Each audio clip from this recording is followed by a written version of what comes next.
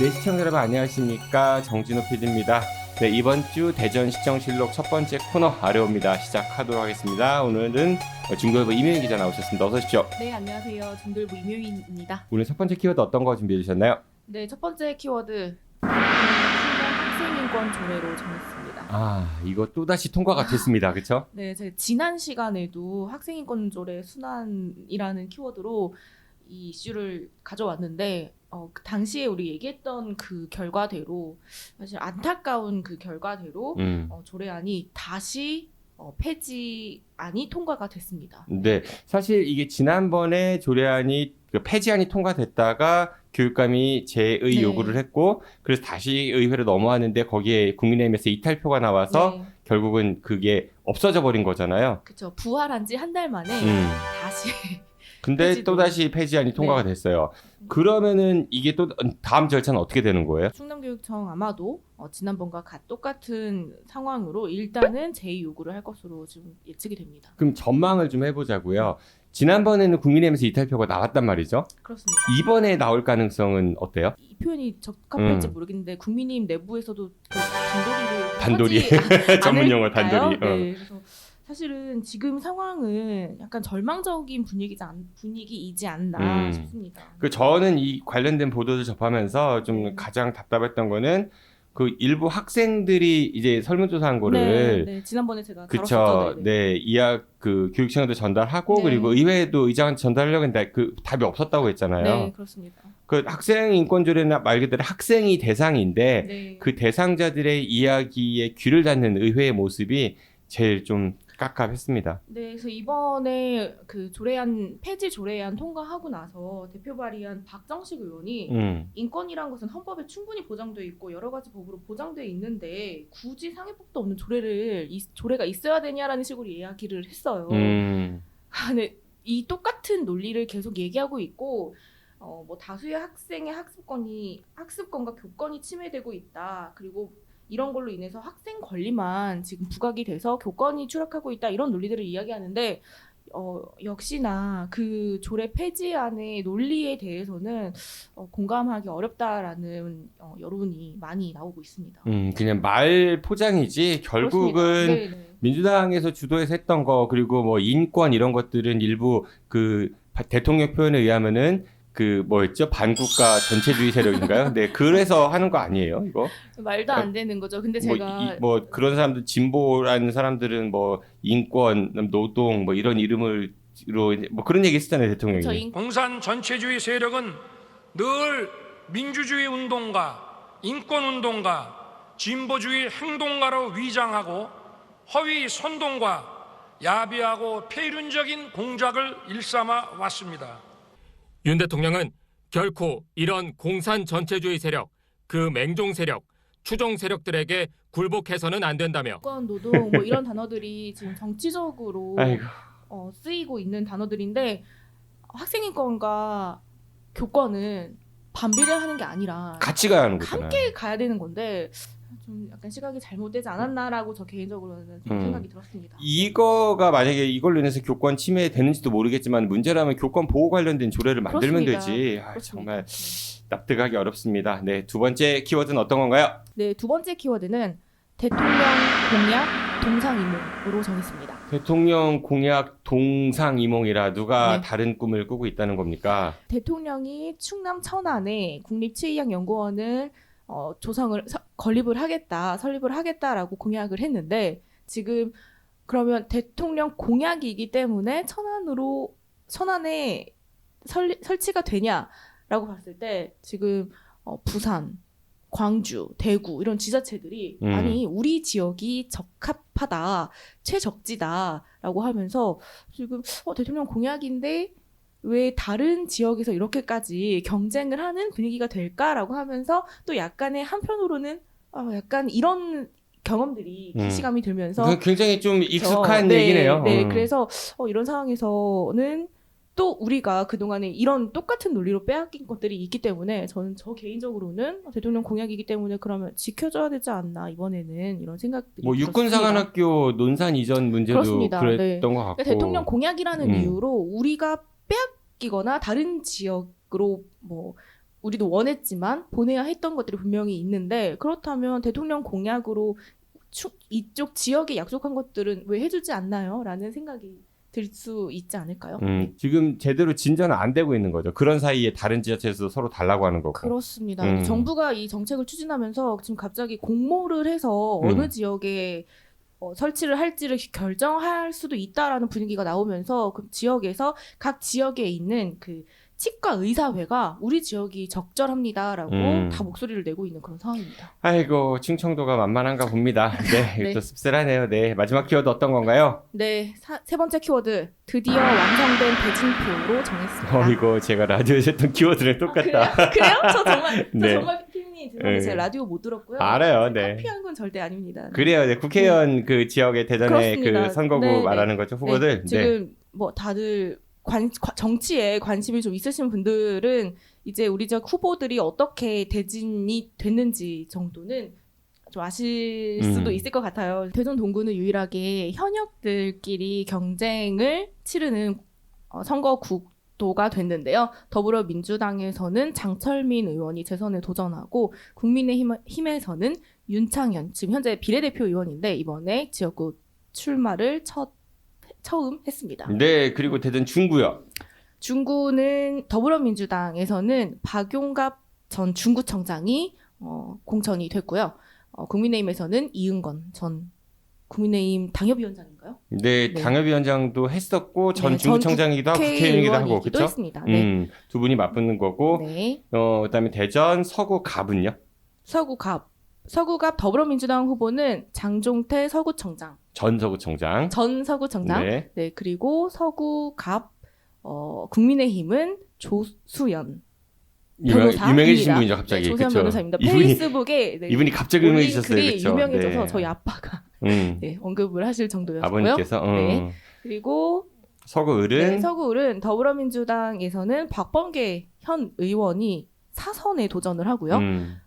서구을 국민의힘은 양홍규 변호사가 이번에도 공천을 받아서 출마를 하게 됐습니다. 네, 그 유성갑이요.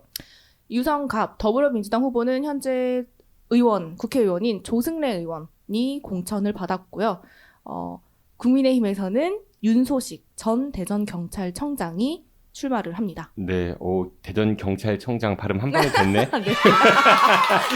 그거 한번 해봐요. 경찰청 창살, 쌍창살, 네, 검찰청 그리고 창살, 외창살. 네. 유성구 을에서는요. 더불어민주당에서는 그 민주당 인재 영입 6호인 네. 황정아 전 천문연구원이 전략 공천을 받아서 출마를 하고요. 국민의힘에서는 유명하신 분이죠. 네, 이상민 이상민 의원이 네, 출마를 합니다. 네, 그리고 대덕구는요?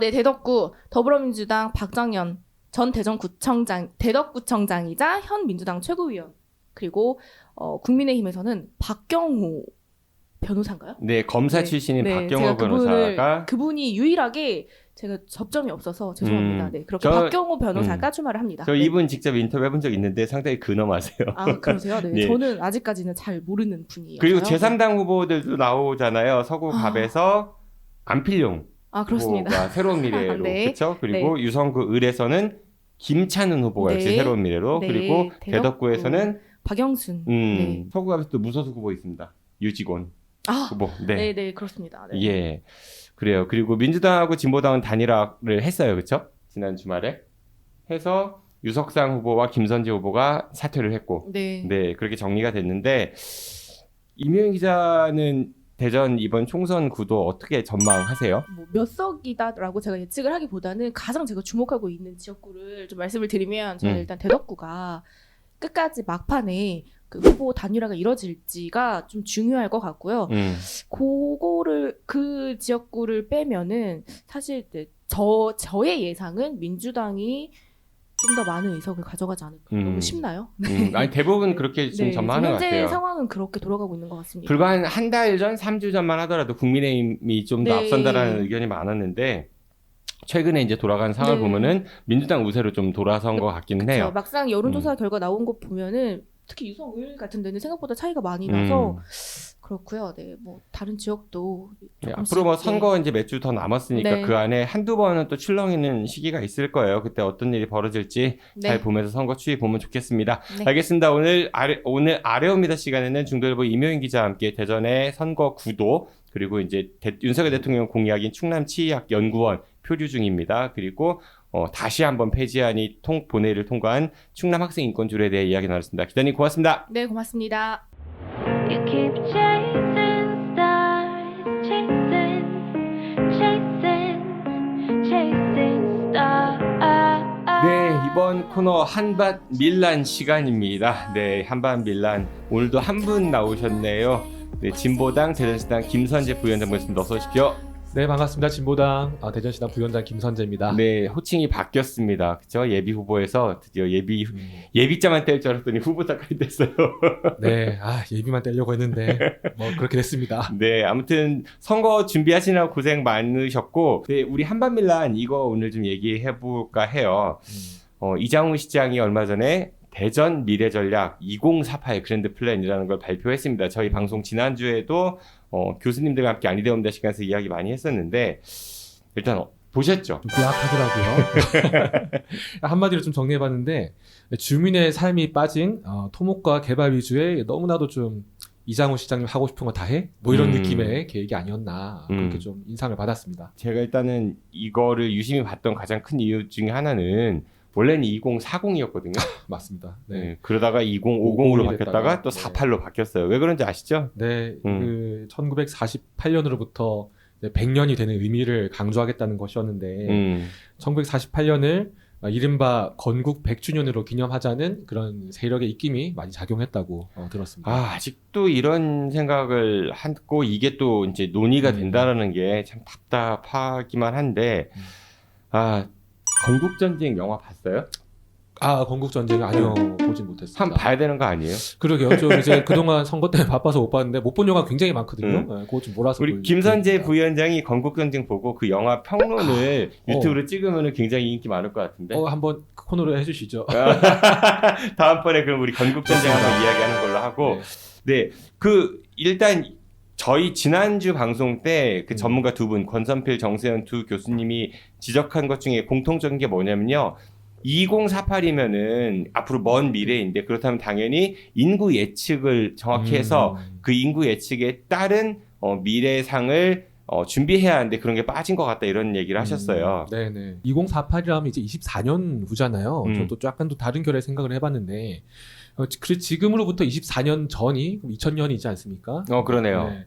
그때 이제 그쯤에 뭘 했냐면은 2001년 9월에 대전권 광역교통 5개년 계획 수립 뭐 이런 계획이 있었어요. 거기에 처음 등장한 게 뭐냐면 대전 도시철도 2호선입니다. 2호선 얘기는 90년대에 처음 나왔어요. 그때도 나오긴 했죠. 근데 이때 계획이 발표가 됐더라고요. 아니 그러면은 지금으로부터 24년 후에 지금 이 휘황찬란한 계획들이 실행이 가능하냐? 이런 현실성을 또 따져 묻고 싶더라고요. 23년 전에 얘기 나왔던 2호선이 아직도 첫삽을 뜨지 못한 지지부진한 현실을 제가 뭐 두둔하려고 하는 것은 아니나 이런 거시 계획을 하기에 예를 들어 뭐 대전역에 지하 수십 미터를 파고 뭐 쌍둥이 타워를 세우고 어마어마한 또 그 산업 단지를 조성하고 여러 가지 개발과 토목을 하시겠다는 얘기인데 과연 현실성이 있는가? 의문입니다. 실제로 아까 이제 인구 예측 그 얘기를 했지만은 이제 초고령화 사회로 진입할 거잖아요. 그렇죠. 예, 그럼 젊은층 인구가 상대적으로 많이 적을 거고. 근데 이장우 시장이 여기서 어떤 뭐 거점, 뭐 융합, 무슨 일자리 이런 얘기를 하는데 산업단지를 만들어놔도 거기서 일할 사람이 없다. 노인 세대들이 훨씬 더 많을 거고 그렇다면 사회 양극화가 심화될 텐데 그럼 지자체가 그런 걸 좀 고민해야 되지 않느냐 뭐 그런 지적을 좀 하셨거든요. 네, 사실 뭐 있는 인구도 잘 못 지키고 계시다 저는 그렇게 생각합니다.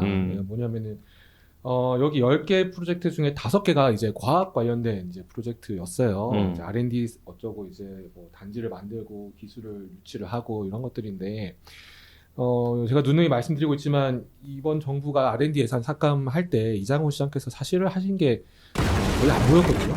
혹시 있으면 제보를 좀 주십시오. 제가 모를 수도 있으니까. 그래서 그 결과가 뭐냐면은 지금 대덕 연구단지는 젊은 과학자들이 죄다 유출됐어. 이미 다 나갔어요. 계획이 끝나거나 만료되거나 해서 이미 지금 산업 단지에는 젊은 그 포닥 과학자들이 뭐 해외로 산업계로 뭐 기업으로 이미 다 떠났습니다. 떠나는 젊은 인구도 잡지 못하시면서 어떻게 인구를 젊은 과학자 하겠다. 잡긴 했어요. 잡았나요? 예, 그 신민기 씨 잡혔잖아요. 아, 잡혔잖아요. 그러네요. 네. 물리적으로 본인도 잡히지 아, 않았어요? 그러네요. 네. 그게 그 잡는 게 그건이죠. 젊은 과학자 그렇게 잡았습니다. 근데 윤석열 대통령이 그 민생 토론 한다고 이제 돌아다니잖아요, 지금. 네네. 대전에 와서도 뭐 청년 과학자들 생계형 수당 뭐 이런 거 준다 이런 얘기도 했었잖아요. 네, 맞습니다. 지금 뭐 생계 수당이 중요한 게 사실은 아니거든요. 그러니까 뭐냐면은 연구 환경을 잘 가꾸고 유지만 해주셔도 괜찮다. 이게 젊은 과학자들의 목소리입니다. 이분들이 뭐 부귀영화 대단한 그런 뭔가 부를 축적하고자 연구를 하는 게 전혀 아니라 이 순수한 호기심, 뭐 세상에 대한 질문, 의문 이걸 탐구하고자 하는 그 열정으로 지금 이제 연구계에 계신 건데.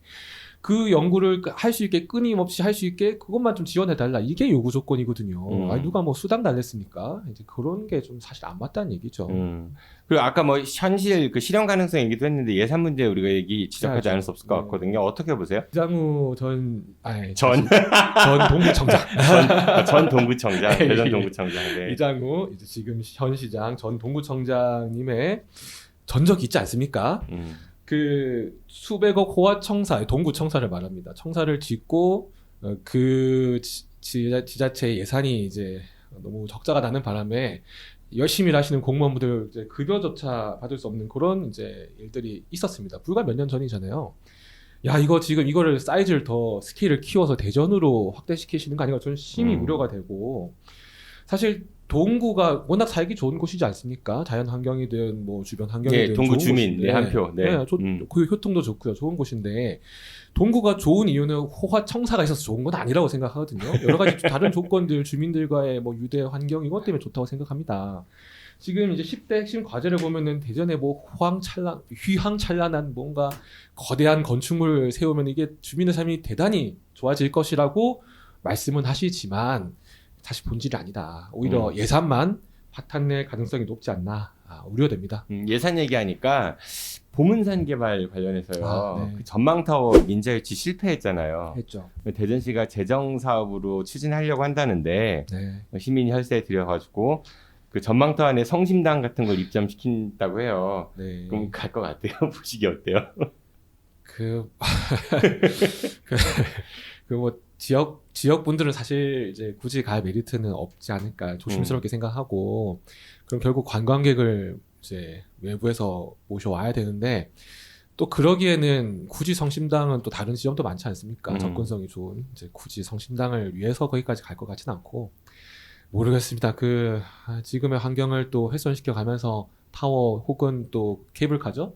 추진하신다는 것이 썩 탐탁진 않죠. 그러니까 이 돈 문제가 항상 제일 중요한데 뭐 전망타워는 한 300억 원 정도 한다고 해요. 네. 그런데 지금 이 2048로 가기 위해서 돈이 엄청나게 많이 들어갈 것 같은데 제가 걱정스러운 거는 지금 CTX 그러니까 춘천권 광역철도 이것도 네네. 민자로 해야 한다고 하죠.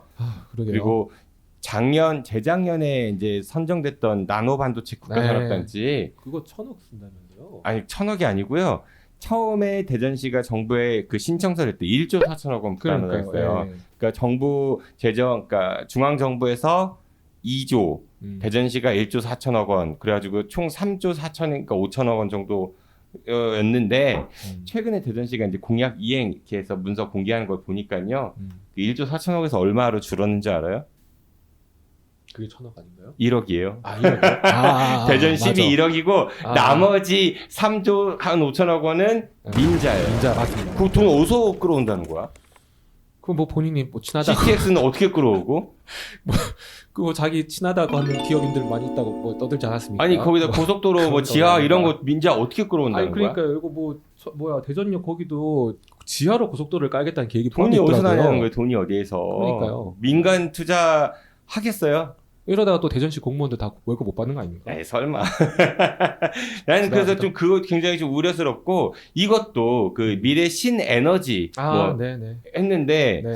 대전의 그 소형 원자로, 원자로, 네. SMR, 이 SMR. 실증단지 이런 거는 사실 시민들의 동의를 먼저 얻어야 하는 거 아니에요? 원자로를 여기에 한다라는 거는 위험성이 있으니까 시민들의 의견을 좀 물어보고 추진해야 되는데 그런 거 네. 전혀 없이 이렇게 하겠다 찍 던져놓는 거 이거는 좀 문제 아닌가? 맞습니다. 네, SMR이 뭐 영어로 써서 잘 사람들이 잘 인지를 못할 수 있지만 원자로거든요. 크기가 작은 원자로. 뭐의 약자예요? 스몰 모듈 유니트입니다. 네, 오, 소형 그 무슨 원전. 뜻이에요, 그러니까? 네, 소형 모듈 원전이라고요. 이제 네. 크기가 작은 웃지 마요, 잠깐 왜 웃어요?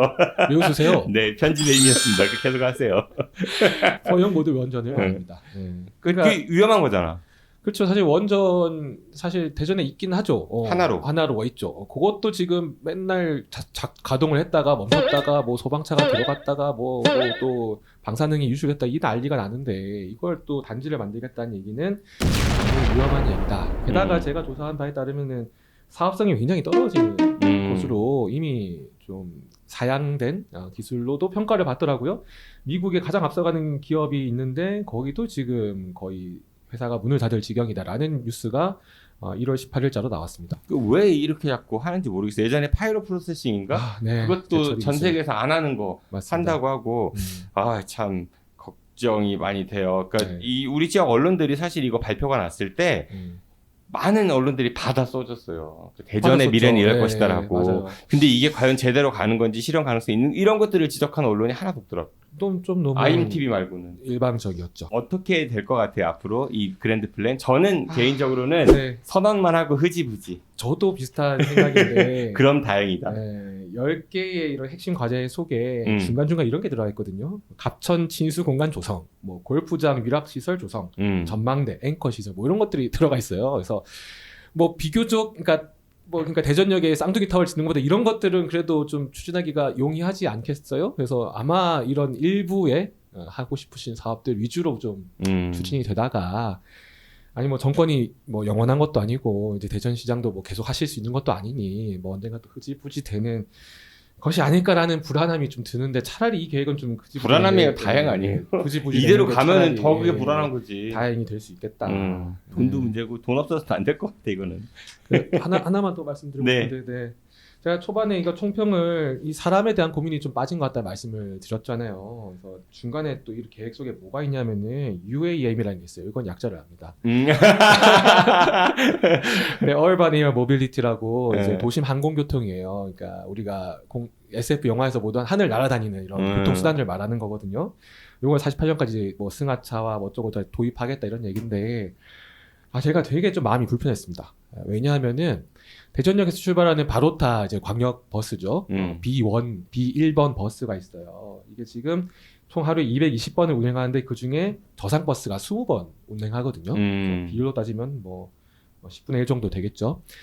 그러니까 이 버스는 굉장한 차별 버스라고 이제 굉장히 많은 지적과 지탄을 받아왔습니다. 그러니까 이게 저는 이 대전이라는 도시가 행복해지기 위해서라면은 이 대전을 살아가는 사람이 결국 행복해야 된다고 생각을 하고 그 사람의 행복이라는 것은 이제 택시가 날아다니고 버스가 날아다닌다고 해서 오는 것이 아니라 여기 살아가는 모든 시민들이 좀 자유롭게 이동할 수도 있고 평등하게 누릴 수 있는 권리가 보장될 때 행복도가 높아진다고 생각하거든요. 그래서 아니 무슨 예산에 몇 천억, 몇 조, 뭐 몇십 조를 써서 이런 거 하시지 마시고 그 수십 분의 수백 분의 1 예산이면은 시민들 누구나 좀 더 편하게 대중교통 이용할 수 있게 만들어 주실 수도 있거든요. 저는 행복은 멀리 있지 않다. 2048년까지 가서 행복한 도시를 만들 것이 아니라 2024년에 좀 행복해지자라고 좀 주장을 하고 싶더라고요. 이 계획을 보면서. 그 말씀을 꼭 드리고 싶었습니다. 예전에 박근혜 대통령이 그런 얘기 한 적이 있었거든요. 말매의 눈물이라고.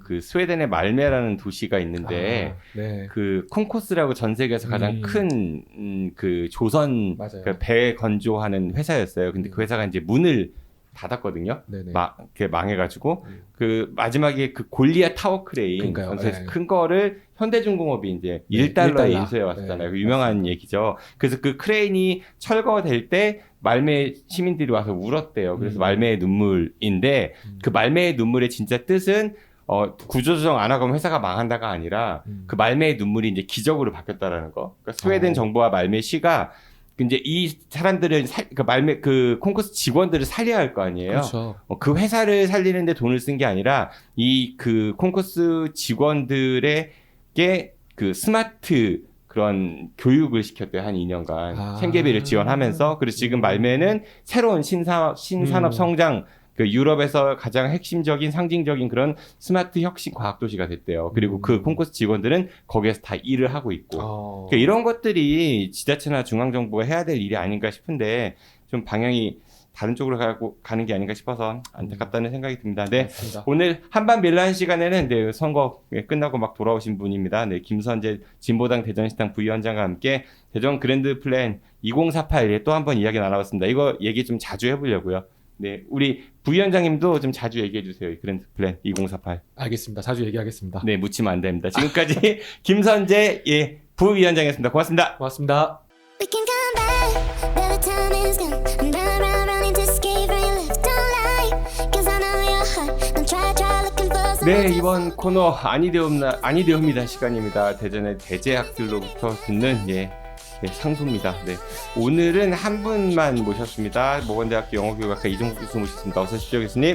안녕하세요. 오늘 어떤 거가 안 된다고 얘기하실 거예요? 네, 오늘은 그 대학 교원 이야기인데요. 그 비정년 교수님에 대해서 좀 얘기해 볼까 합니다. 비정년 교수님이라고 하면은 네. 사실 우리가 대학교에서 수업 들을 때 학생들이 다 교수님이라고 부르긴 그렇죠. 하지만 네.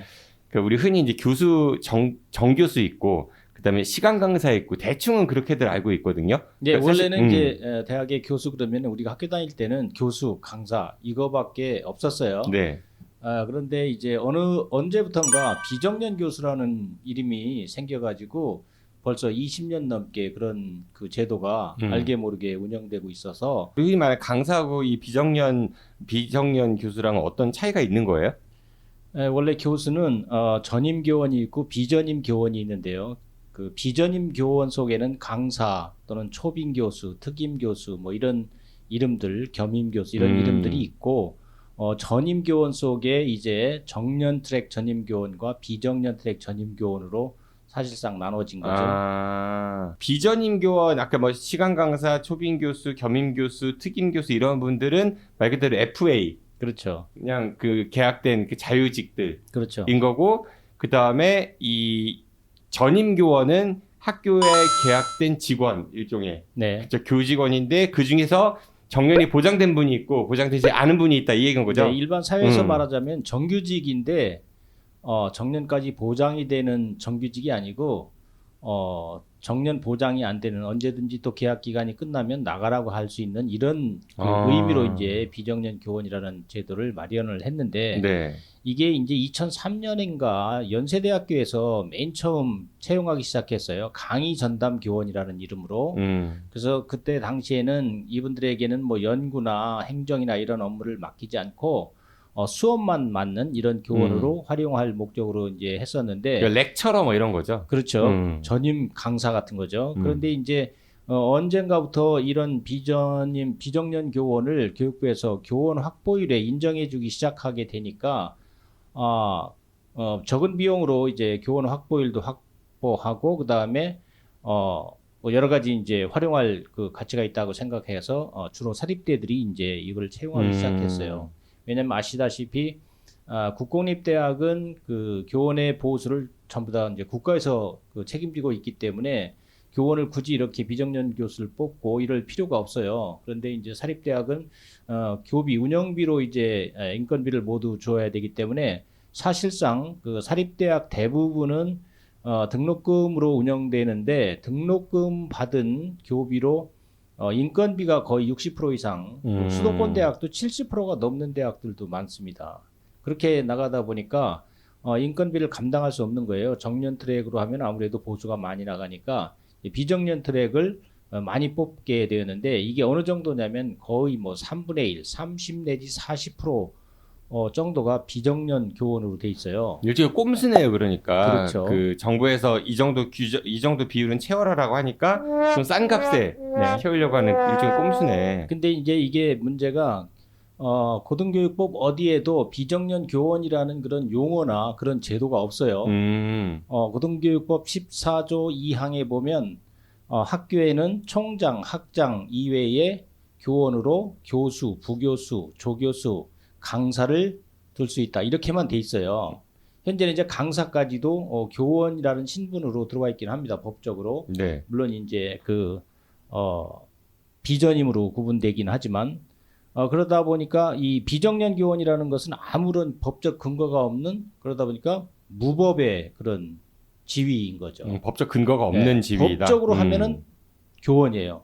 100% 100% 다른 교원하고 똑같은 교원인데 여러 가지 차별을 받는데 그 차별의 양상이 이제 일단은 보수가 굉장히 열악하다. 정년 보장받는 분들보다. 그렇죠. 이제 보통 절반 내지는 뭐 심한 경우 3분의 1 수준까지 적은 경우도 있고. 하는 일은 거의 비슷할 거 아니에요. 하는 일은 이제 뭐 교수가 하는 일하고 거의 비슷하죠. 강의 시수도 오히려 정년 교원보다 더 많은 경우가 많고, 그다음에 연구해야 되고요.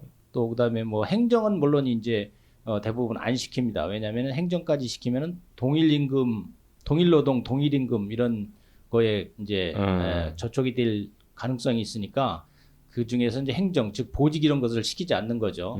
또 일부 대학에서 이제 보직을 시키더라도 아주 그 정년 교원들이 하고 싶지 않은 그런 보직, 그 낮은 수준의 보직 이런 것들만 이제 허용하고 또 심지어는 이제 교수 회의에도 참여 못하게 한다든가 또 어떤 발언권 이런 것들이 굉장히 제한되는 이런 불합리한 그런 구조를 가지고 있죠. 차별이네요. 그러면은 상당히 그러니까 심각한. 엄청난 차별을 받고 있다고 본인들도 생각하고 있죠. 그런데 이제 학교 입장에서는 뭐 그런 조건으로 채용했다. 그런 조건을 수용해서 온 거 아니냐. 이제 이런 논리를 내세우고 있어요. 그 중앙 정부에서는 그러면은 이거 좀 차별이라는 거를 인정하는 분위기인가요?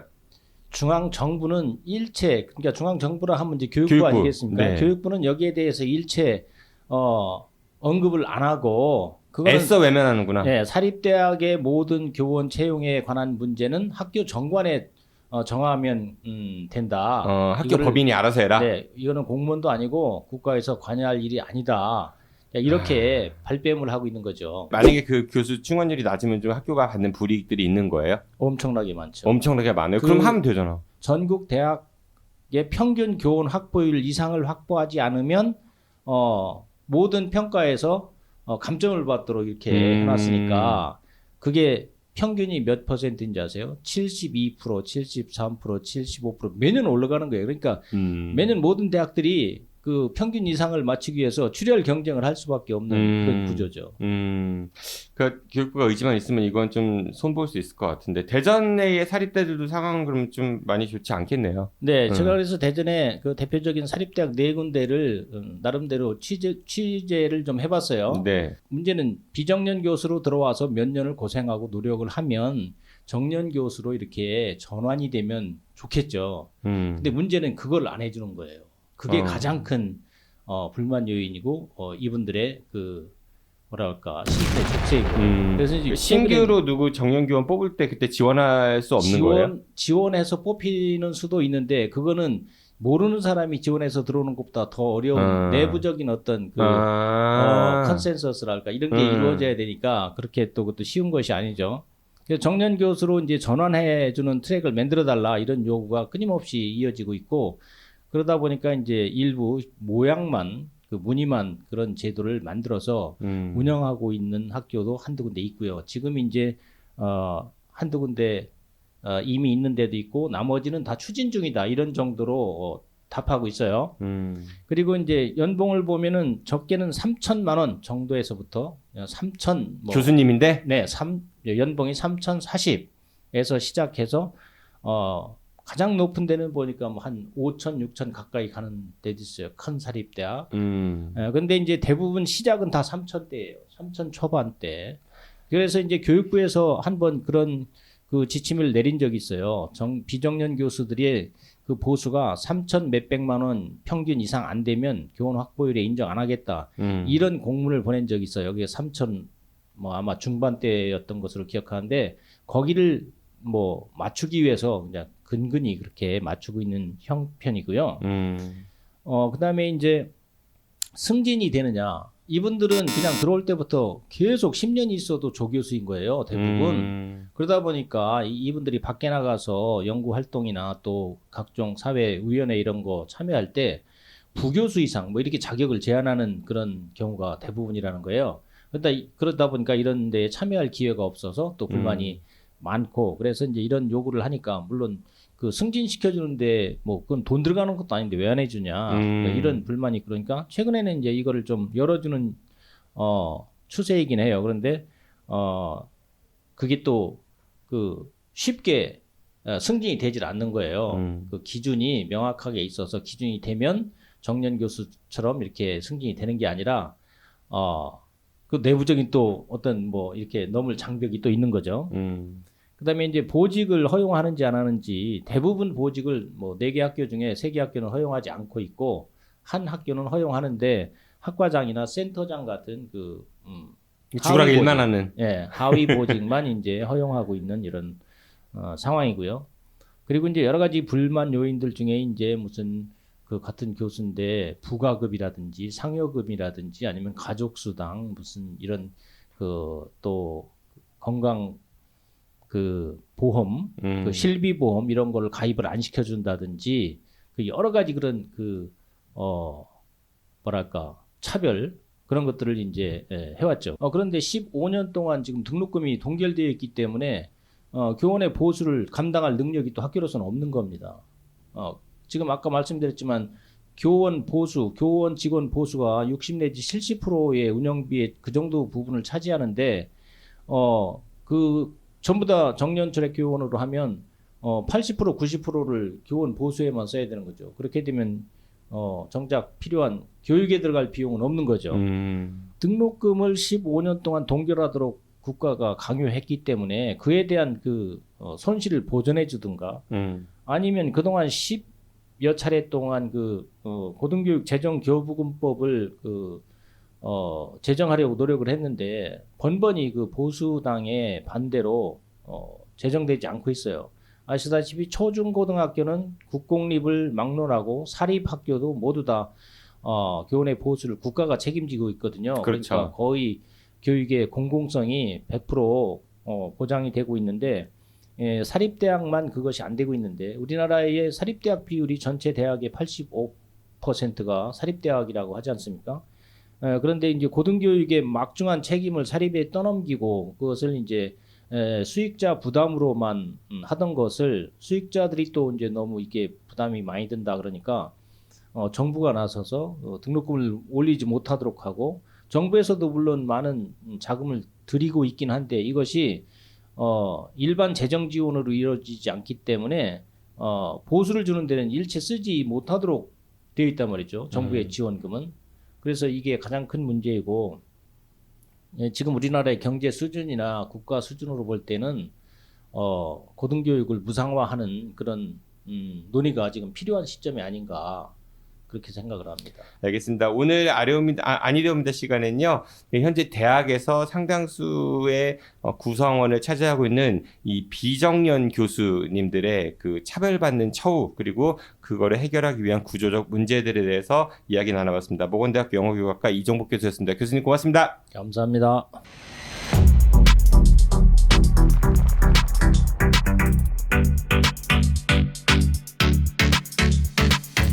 네, 이번 코너 장원급제 시간입니다. 네, 이번에는 어떤 분이 장원급제를 희망하시는지 오늘은 대전 중구청장 선거에 도전하고 있는 더불어민주당 후보입니다. 김재선 후보 모셨습니다. 어서 오십시오. 예, 안녕하세요. 김재선입니다. 네, 저희는 사실 지난번 그 굿모닝 충청 방송에서 한번 뵀었어요. 네, 그렇습니다. 네, 그때 뵙고 지금 뵀을 때 아까 이제 들어올 때 명함 드리는 모습을 보니까 정치인 다 되셨네요. 아이고, 예.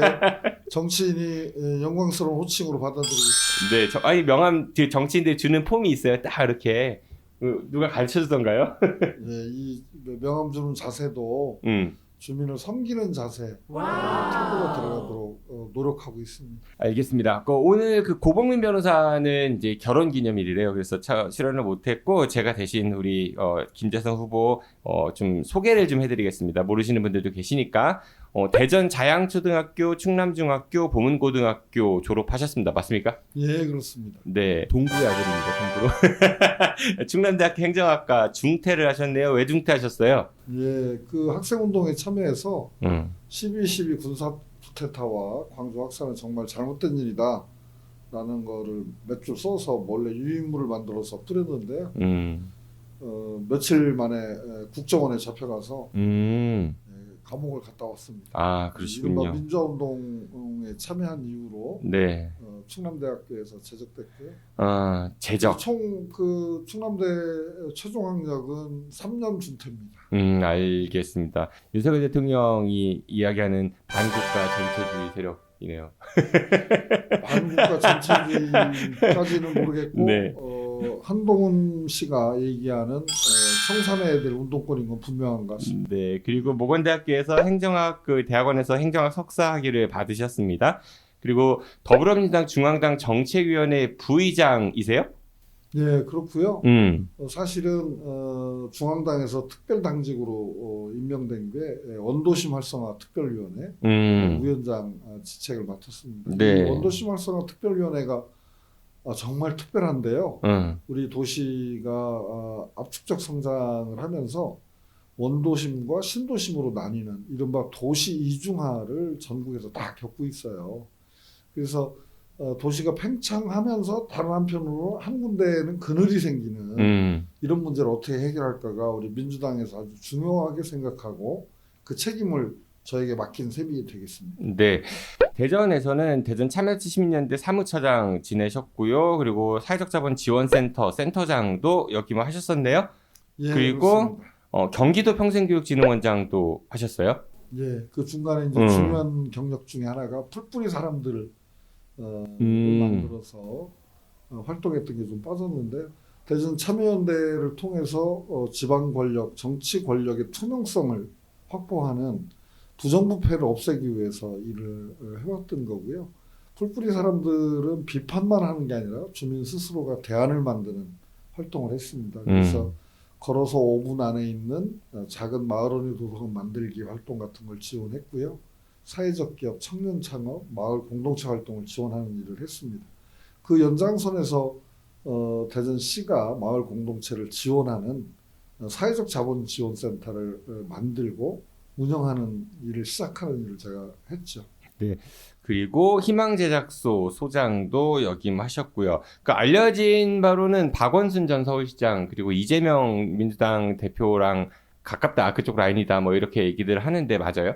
예, 그렇습니다. 우리 참여연대라고 하는 새로운 시민운동, 지금은 좀 오래되고 많이 알려져 있습니다만은 그때 당시에는 처음 창립될 당시에는 별로 관심을 가지 않았던 운동 방식이었습니다. 시민들의 뜻을 모으고 그것을 여론으로 만들어서 세상을 바꿔나가는 연결을 하자라는 뜻이었고요. 저는 대전에서 박원순 서울시장은 당시 변호사로서 서울에서 이재명 당대표는 그 성남에서 참여연대 활동을 같이 했던 동지라고 볼 수가 있겠습니다. 그러니까 참여연대를 계기로 맺어졌던 인연이었다, 뭐 이렇게 말씀 주신 거고, 이런 분이 이제 뭐 조인 계셨습니다. 세종시 교육감 비서실장도 하셨었고, 그러다가 갑자기 대전 중구청장 뭐 이제 전략공천이 돈다 이런 설이 나돌았었고 결국은 전략공천 되셨어요, 그렇죠? 사람이 사람을 믿고 서로 돕도록 하는 일을 하기 위해서 평생을 살아왔고요. 그런 일의 연장선에서 이번 중구청장 선거에 나서게 됐습니다. 그러니까 본인이 먼저 구청장 선거에 도전하겠다라고 생각을 한 거예요? 아니면은 민주당에서 그런 제안을 먼저 한 거예요? 우선 우리 지역에서 네. 중구청장이 재산 신고를 잘못해서 뭔가 숨기는 게 많았던 모양이죠. 그래서 유죄 확정 판결에 대해서 당선 무효가 됐고요. 마침 공교롭게 제가 중구에 살고 있어서 중구민이어서 주위에서 저에게 권유가 있었고 당 안팎에서 이런저런 고려를 해서 저에게 영입 제안을 했던 것으로 알고 있습니다. 근데 이제 전략공천이 되면서 그 당시에 민주당에서 6명 정도가 출마 준비를 했었단 말이죠. 반발이 좀 상당했고 기자회견도 있었고 뭐 그랬는데 많이 어려우셨죠? 우리 준비하신 분들에게 위로의 말씀을 드리지 않을 수가 없고요. 저는 이제 영입인사로서 당의 결정의 과정이나 그 결정 내용에 대해서 직접적으로 뭐 관여하기는 어려운 측면이 있었습니다만은 어쨌든 윤석열 정권의 폭정을 멈추게 하고 중부 지역 발전을 위해서 고민하고 번뇌하고 희생하고 헌신해왔던 분들이니까요. 다 소중한 분들입니다. 그 마음 또 그 열정까지 제가 받아서 중구청장 선거를 잘 하려고 하고요. 함께 하셨던 분 중에 2분은 탈당을 하셨고 4분은 당에 남아서 선당 후사의 정신으로 민주당의 승리를 위해서 또 중구 지역 발전을 위해서 마음을 모아주고 계시고요. 2분은 저의 선거대책위원회 공동 선거대책위원으로 직접 참여하셔서 조성칠 의원님, 이광문 의원님이 같이 함께 열심히 운동해주고 계십니다. 알겠습니다. 그 1호 공약 얼마 전에 발표하셨는데 동장 주민 추천제 그리고 개도지 예산 삭감 이거를 제시하셨어요. 특별히 1호 공약이라면 좀 상징성이 있는 건데 이거를 제시한 이유가 뭘까요? 우리 지방 정부, 자치 정부의 핵심은 주민으로부터 위임받아서 일하는 거라고 생각합니다. 그런데 우리 구청만 해도 일반 주민한테는 좀 멀어요. 우리나라 지방자치 제도가 너무 규모가 큰 편이다 보니까 그래서 현장에서 느끼는 많은 문제들은 주민자치센터, 행정복지센터에서 일하는 공무원들과 주민들이 함께 상의하고 결정하는 게 굉장히 중요합니다. 그런데 한편으로는 우리 중구의 또 전국 각지의 읍면동 사무소의 책임자들이 정년 얼마 남겨놓지 않은 분들이 가시거나 큰 문제를 일으키지 않는 것이 중요한 것처럼 그 다음에 동에서는 정책이나 대안이 필요하지 않은 것처럼 생각하는 경향이 있어요. 동사무소는 그냥 서류대로 가는 곳이고 동장님은 볼 수가 없죠. 예, 보통은 그렇죠. 동장님도 이제 많이 만나셔요. 예. 뭐 자생단체라고도 부르기도 하고. 그 일반 주민들이 만나기는 좀 쉽지 않은. 봉사단체 분들도 뭐 적극적으로 만나시고 여러 활동을 하시긴 하지만 주민의 생각이 정책이 되고 주민과 공무원의 대화가 지금까지 문제를 해결하지 못했던 새로운 대안이 되는 것. 그 출발점은 어떻게 보면 읍면동 사무소, 행정복지센터가 돼야 되거든요. 그럼 그런 주민 속에서 주민과 함께 대안을 만들어가는 일을 하는 공직자분이 계셔야 시민 주권, 시민이 지방자치에 참여하는 효능감을 느낄 수 있으니까. 그럼 아무나 동장에 지원할 수 있는 거예요? 아니면 공무원들 중에서 뽑는 거예요? 예, 동장에 5급 직에 계신 분 중에 동장에 도전하시겠다는 분들, 또 6급 중에 5급 승진으로 결정돼 있으신 승진 예정자 중에 응모하시고 주민들 앞에서 토론하고 지역 발전의 계획을 발표해서 뽑아보자. 그러니까 공무원 내부에서 선정하는 제도라고 볼 수 있습니다. 무슨 얘기인지는 알겠는데 그러면은 이 동장 하시고 싶은 분들이 일 열심히 안 하고 선거운동 사전에 막 하고 이러면 어떻게 해요?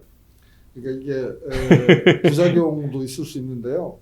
민주주의라고 하는 것이 부작용도 있지만 장점이 훨씬 큰 겁니다. 주민의 의사가 반영되는 과정 속에서 생기는 부작용을 염려해서 안 한다면 구더기 무서 잘못한 거는 껴게 될 거고요. 그 다음에 지금 현재 이게 뭐 17개 동사무소가 있는데 행정복지센터가 있는데 17개 동을 다 하겠다는 게 아니고 한두 군데 먼저 시범적으로 해보고 그 제도를 어떻게 정착시킬지 이런 제도 때문에 좋은 점도 있지만 또 생기는 부작용이 있다면 무엇인지도 꼼꼼히 따져봐서 보완하려고 합니다. 네. 다만 새로운 동장 임명 제도가 만들어졌는데 주민들과 함께 하려면 또 사업비도 필요하잖아요. 우리 중구가 재정적으로 좀 어려운 형편입니다. 그래서 정말 언제적 이야기인지 모르겠는데 개도지라고 해서 통관장님들한테 신문을 무료로 논아주는 거거든요. 이것 자체를 지금도 예산 편성이 되어 있어서 음. 삭감하고 그런 돈으로 각 동별로 특색 사업을 할 수 있는 이른바 동장 재량 사업비를 만들어 줌으로써 더 적극적으로 주민이 참여하고 협력할 수 있는 우리 동사무소에 가면 봉사활동 하시는 분들이 엄청 많아요. 그분들이 기본적인 재료비가 없어서 활동비나 인건비가 아니라 재료비가 없어서 봉사를 제대로 못하는 경우가 있습니다. 그래서 그런 것도 돕고 활동할 수 있도록 뒷받침하려고 합니다. 알겠습니다. 중구 하면 뭐 여러 현안이 있지만은 그래도 가장 상징적인 부분이 보문산이거든요. 이장우 대전시장이 이제 보문산 개발을 하겠다라고 하면서 민자유치 이런 거 계속 나서고 있는데 그거 어떻게 좀 보세요? 보문산은 정말 우리 중구의 소중한 자원입니다. 일반 주택 단지에서는 우리가 주거지에서는 중구가 녹지가 굉장히 부족해요. 걷고 싶은 곳, 걸을 수 있는 곳, 쉼터가 되는 녹지가 굉장히 부족해서 이걸 어떻게 고쳐나가고 개선해 나갈까가 큰 숙제인데요. 사람이 많이 모이고 행복지수가 높은 도시일수록 걸을 수 있어야 되거든요. 그나마 부족한 거를 보충해 주는 게 보문산입니다. 그래서 보물산이라고도 볼 수 있는데 이 보문산을 중구의 굉장히 소중한 자원으로 생각하고 이걸 통해서 사람과 사람의 연결이 사람과 자연의 공존이 잘 이루어지도록 만들어가는 구상이 필요하죠. 근데 지금 대전시가 개발 계획 이렇게 발표하는 것에 우선 실현 가능성이 있는지 잘 모르겠어요. 그 케이블카를 설치한다 이렇게 돼 있는데 케이블카가 대다수 적자 운영을 하고 있습니다. 그런데 시비를 들여서 공공 운영을 하겠다, 공적 개발을 하겠다 그러면 적자를 보더라도 할 수 있겠죠. 근데 천문학적인 비용이 드는데 시비는 들이지 않고 민자 투자를 받겠다 그러잖아요. 민자라고 하는 것은 적정한 비용 부담도 시키지만 이윤이 보장돼야 되지 않습니까? 이윤이 없는 사업이니까 민자 투자가 안 되는 거죠. 그런 점에서 실제 보문산을 지역의 소중한 자원으로 여기고 지역민과 함께 갖고 나가는 관점과 계획이 있는지 진실된 마음이 있는 건지부터 좀 따져봐야 될 일이 아닌가. 특히 보문산의 뒤쪽이라고 우리 대전 전체를 보면 남부거든요. 이름이 중구지만 남쪽에는 녹지와 농토로 되어 있는 산성동 지역입니다. 그 보문산의 자원이 그쪽의 주민들의 이익과 연결될 수 있도록 하는 제도, 이른바 주민이익보장제도라고 하는 것이 우리 보문산 활성화와 관련해서는 좀 고민돼야 되는데요. 저는 큰 흐름에서는 우리 대전에 이제 굉장히 유명한 명소가 되었어요. 성심당, 한반야구장, 보문산, 그 오월드, 그 뒤에 넘어가서 무수동에 여러 문화 관광 자원들이 있거든요. 이걸 하나의 벨트로 연결해서 1000만 생활 인구 시대를 열어야 된다 이렇게 생각해요.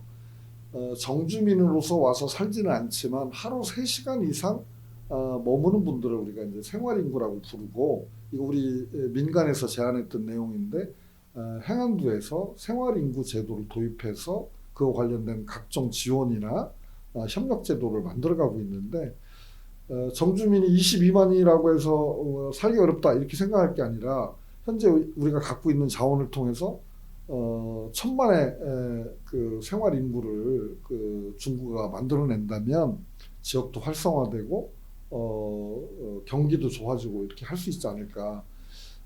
토막 보문산에 케이블카를 온다 뭐 이런 식의 토막 발표가 중요한 게 아니라 이것을 거대한 하나의 벨트로 만들고 시민이 참여하게 만들어가는 길, 이게 좀 더 고민되고 구체화돼야 되지 않을까.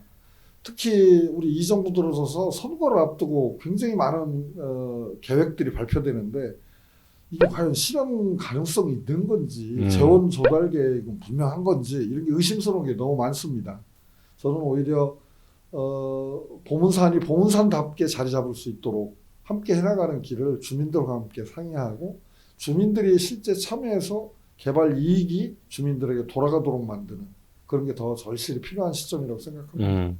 근데 중구가 기초자치단체잖아요. 그러니까 아무래도 광역자치단체인 대전시와의 관계가 굉장히 중요합니다. 그리고 대전시와의 협력도 상당히 필수인데 만약에 당선된다면은 이장훈 시장하고 그 협업을 해야 하는 거잖아요. 동부 중부 다 원도심 지역이고요. 인구 감소, 고령화로 어려움을 겪고 있는 또 그럴 때 구청장을 하셨던 분입니다. 그래서 우리 중구의 어려움, 고충을 잘 이해할 거로 믿고요.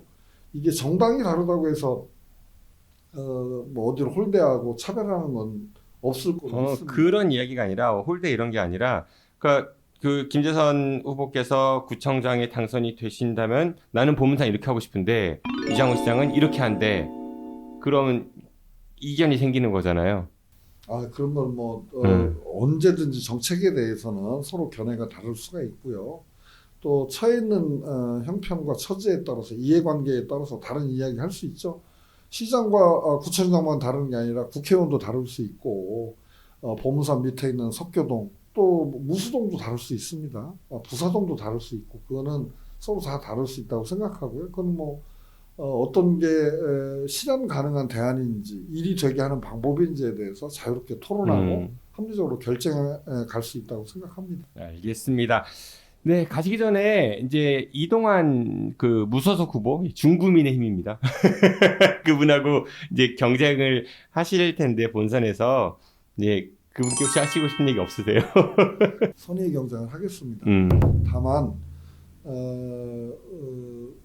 국민의힘은 본인들의 귀책 사유로 재선거가 있기 때문에 후보를 내지 않는다고 했는데 출마할 의사가 없다고 했다가 번복하고 출마한다든지 그래서 두 달여 상관에 중구 부구청장이 3분이나 바뀌었어요. 이거는 행정을 선거의 도구로 쓰는 게 되거든요. 그런 거는 좀 바람직한 일이 아니지 않는가.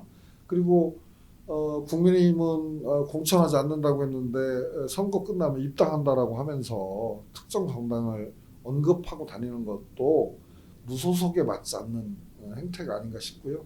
주민들이 지혜롭게 잘 판단하고 선택해 주실 걸로 생각하고 있습니다. 알겠습니다. 네, 오늘 장원급제 시간에는요, 대전 중구청장의 재선거가 치러지고 있죠. 선거에 나선 더불어민주당 김재선 후보와 함께 이야기 나눠봤습니다. 후보님 말씀 감사하고요. 네, 선거 때 힘내십시오. 예. 나중에 당선 혹시 되시면 또 출연하실 거죠? 예, 기호 1번 중구청장 후보 김재선이었습니다. 많이 도와주세요. 감사합니다. 네, 고맙습니다.